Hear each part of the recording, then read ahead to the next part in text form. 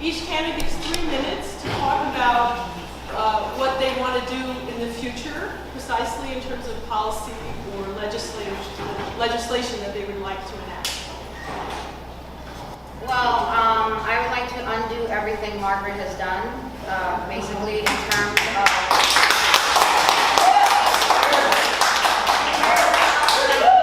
of the legislation and the tax abatements, the 4218 tax abatement that was updated.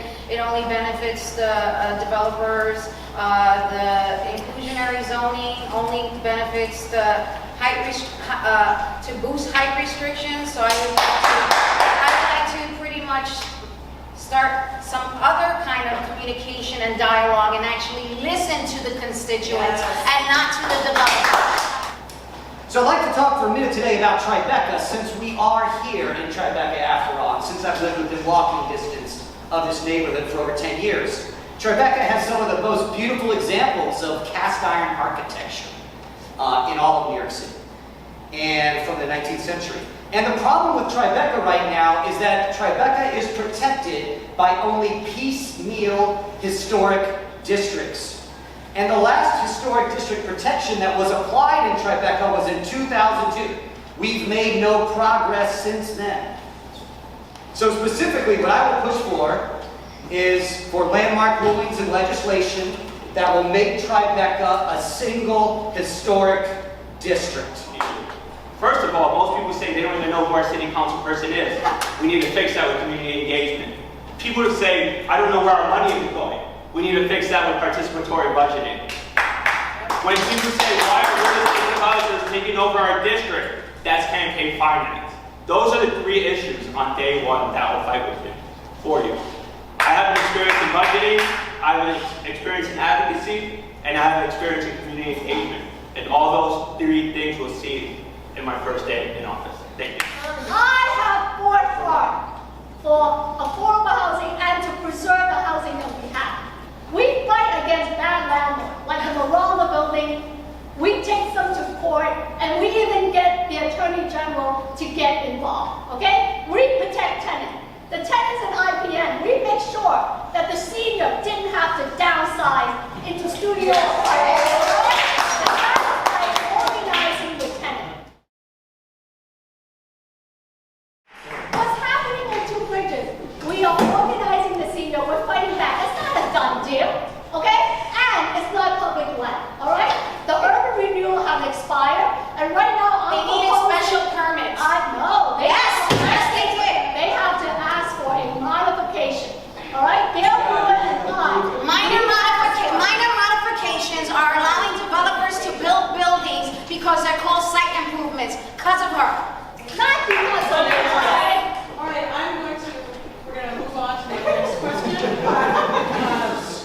4 years ago, when Margaret Chin was running for re-election, she stood up before all of you and said, I promise I will not run for a 3rd term under the Bloomberg loophole.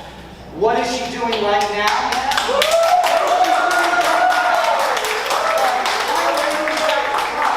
I am running for another term because there are projects that I want to see happen. Developers projects. No, I want to see. She's running for the 3rd term. Don't One worry. at a time. Can we please let Margaret finish her Yeah. sentence, please? Look, what I want to do in the next term is to continue to build more affordable housing for seniors and affordable housing for New Yorkers, for working families. It's not all right? affordable. It's up to the voters. I have preserved a lot of affordable housing, and I have built a lot of affordable housing. I have a strong track record of fighting for tenants, right? It's up to the voter. I want to have that opportunity to continue to do the good work that I have done and make sure that there are infrastructure in place so our senior can age comfortably in the community that they hope to build. Well, what's your position on a politician who promises not to run for a 3rd term, but then breaks that promise and does? I'm just saying that there are people who can make promises and there are people who can deliver. I'm just reminding some people who may not have been here as long as I have, given old lady a little break.